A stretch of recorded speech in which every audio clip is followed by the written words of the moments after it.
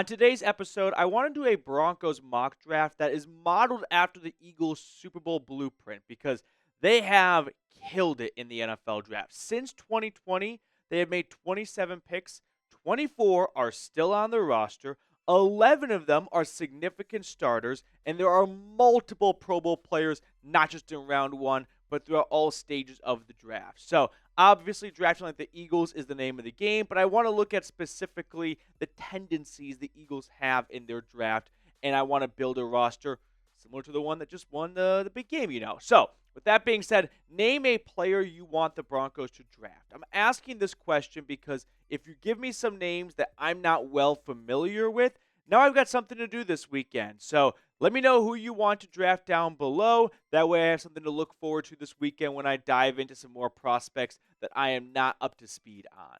Now, the Broncos have 7 picks altogether coming up in this draft as of now. First, second, third, fourth, and then 3 6-round draft picks. So that is what we are working with here. So now, without further ado, let's jump into my first pick for Denver at pick number 20 in round number 1. It is, drumroll please, Tyler Warren. Now, full disclosure, not a guarantee that he is going to be there at pick 20. A lot of mock drafts from the Mel Kipers of the world have him going a little bit before 20, but it's so early in the pre-draft process, I really urge you not to make any definite statements about who's going to go where in the draft. If Warren is available at 20, which in this mock draft when I was running it, he was, this is a great pick. Some people prefer Ashton Genty. Some people prefer Tyler Warren. Either way, you're getting an outstanding player. So I like Warren a lot. He led all tight ends in Power 4 football, which still sounds very weird to say, in yards and receptions. He had 1,200 yards. A little over 50% of those yards came after the catch. He's not like a Jimmy Graham who's just a big body tight end that you can use in the red zone. No, you can use him all over the place. He run, catch, even passed a little bit for the Nittany Lions last year. He had a touchdown pass in LA. So, yeah, he is a jack of all trades, and that is something Sean Payton would love. Now, in round number 2, this is where the draft really becomes an Eagles blueprint draft. I'm going to go with an offensive tackle. Hear me out for a second. First, who is Josh Conerly? 6'4", 315 pounds. He's been the left tackle for the Oregon Ducks for the past 2 seasons. He has been a constant on this Oregon offensive line, helping Bo Nix, helping the Ducks get pretty far, not just last year, but this year as well. He has been their best offensive lineman.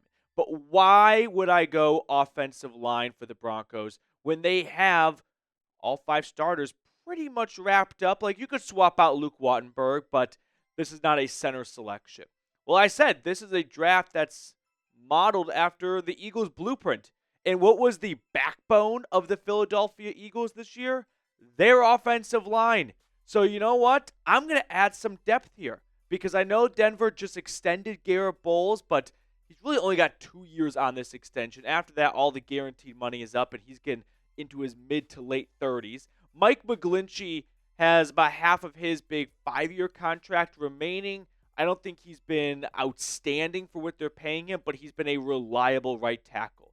But regardless, if one of those 2 guys go down, Denver's season might go down the drain a little bit because they don't have a ton of depth.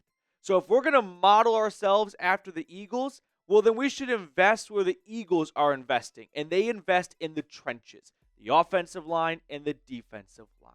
So maybe you could wait till round 3 to take a tackle, and this is not a pick that's going to bring out an immediate starter in 2025, but there are so many good players on the Eagles offensive line that were drafted and sat for a little bit.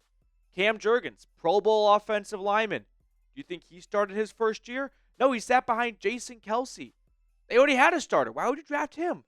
Well, planning for the future a little bit. So this is an Eagles modeled mock draft. And in the Eagles model, you invest up front. So that's the reason and the why behind a Josh Conerly pick. Now, let me know if you would kind of go down this same path.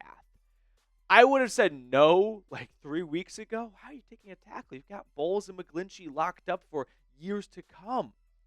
But after watching what the Eagles did, maybe we could steal a thing or two from their blueprint. On to round number 3 with pick 85. I'm going to go with the DB out of Iowa. It is Sebastian Castro. He is an extremely versatile player, and the Broncos have already latched themselves on to one corner from Iowa. So, what's one more? Plus, after Cooper DeJean had that pick 6 in the Super Bowl, Iowa DB stock is going up. He's a small-ish player, which some teams are going to overlook. But how many times have the Broncos found great players after the draft or later in the draft because people overlooked them because of their athletic traits and their physical makeup, and then Denver comes out with an excellent selection. He's been a playmaker for the Hawkeyes the past 2 seasons, 4 interceptions, 3 forced fumbles. Now, unfortunately, this past season, the production took a little bit of a step back, but I'm still willing to roll the dice on Castro when it comes to the 85th overall pick in the draft. The Broncos need some help at safety. PJ Locke did not play super well last season. I don't think they really trust the depth they have there. They could have turned to J.L. Skinner. No. They could have activated Delaren Turner Yell off the pup list. No. Internally, I think they are screaming inside, we need a new cheap safety to bring some competition to this room. And you found Justin Simmons in round 3. You can find quality safeties later in the draft, and Castro is my pick here. We're going to talk about day 3 of the draft in just a second, but first, I saw this great deal going on over at Fanatics. It's a Bo Nix jersey, as I like to call it, like a t-shirt jersey combination. I'm not going to lie to you, NFL jerseys, they are not cheap. But I love the jersey combination because you still get to rep your favorite squad and your favorite player without paying well over $100. So I put all this information in the comments and description of today's video. But go to chatsports.com/Knicks shirt to get this Bo Nix jersey. Fast forward to round number 4. I'm going to go with a running back. It is Brashard Smith out of SMU. This is I wouldn't say a draft gem, but like a later pick that could have a huge impact in the way Denver wants to operate their running back room. You look at the versatility for Smith, helping the Mustangs reach the college football playoff, 1,300 yards, and also nearly 40 grabs and 327 yards. Keep in mind, the way the college football game is designed, it's not there for running backs to get a lot of receptions. Quarterbacks tend to have 1 to 2 reads in college football. And if it's not there, they're going to try and force it anyway. And a running back is hardly ever the first read on a passing play. Usually it's, I'm going to go through my progressions, 1, 2, 3. It's not there, dump it off to the running back. College footballs don't get to 1, 2, 3. They go 1, 2, I'm throwing it, and we're going to hope for the best. So I urge you not to look at running back receiving stats and be underwhelmed when a player doesn't have receiving stats like an NFL running back does. They can still be very good assets in that department. They just need the opportunity. And often in college, as a back, you don't get those opportunities very often. I'm going to combine these next 2 6-round draft picks together. It is Nick Martin out of Oklahoma State and Jack Kiser from Notre Dame. So let's talk about these 2 players while you look at their stats. Nick Martin does not jump off the screen a little bit compared to Kiser. Big reason why is he missed most of the 2024 season. However, in 2023, he was a first-team all-defensive player in the Big 12. There's a lot to like when you go back to the 2023 tape. Unfortunately, 4 or 5 weeks into this season, he suffered a season-ending injury, and that's going to impact his draft value. But I think this is just good news for Denver because now they can wait a little bit on linebacker and still find a quality one later in the draft. As for Jack Kiser, he just set a Notre Dame record for games played. He's got a CVS receipt length of accolades from his time in South Bend. He is beloved. He is smart. There is a lot to like about the way he plays the game. He puts himself in a good position to be successful. Is he the most physically gifted player on the field?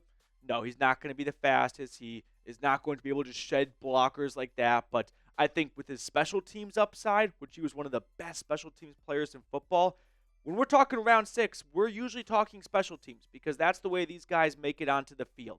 So I like Nick Martin for the potential upside, Kiser for the special teams value. But overall, Linebacker depth is an absolute must for the Broncos. Singleton went down with an injury. Cody Barton's a free agent. They just need to replenish a little bit at that spot. They have not really done that in a little bit here, so I expect Denver to target linebacker probably both in free agency and in the NFL draft, but at minimum one of those two spots. And then my final pick in round number 6, I went with Theo, Wease, a wide receiver out of Mizzou. Broncos have had some success at finding receivers later in the draft with Troy Franklin and Devon Bailey having nice roles. And I know everyone wants to make the big splash. T. Higgins, Chris Godwin signing. Unpopular opinion, maybe. I'm content with rolling it back with the same receiving core. Sure, you want to add one or two guys, right? You don't quite keep the room intact completely in the NFL. There's always some roster turnover, but I don't mind waiting until late in day 3 to add a receiver. So let me know in the comment section how you would grade my mock draft. Tyler Warren in round number 1.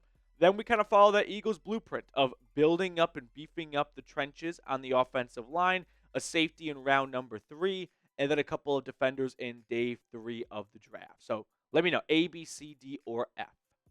That will do it for us on today's episode. Hope you guys enjoyed it. If you did, make sure you scroll on down to the comment. Oh, we forgot to do my favorite game. Okay, we'll do it kind of impromptu right now. I'm sorry, that's on me right there. Let's do name a random Broncos. I was going to say draft pick, but I think we've done that one before. How about a random Broncos offensive lineman for Josh Conerly? Random Broncos offensive lineman. Let me think of one right now because I'm kind of going off the cuff here. Shame on me here. Okay. I want to go a little bit deeper than that. Let me think here. I can't do anything too recent. That's just too boring. Okay. I got one. You ready? 3, 2, 1. Connor McGovern, excuse me. Day 3 pick, center. So that's my random offensive lineman. Let me know yours down below.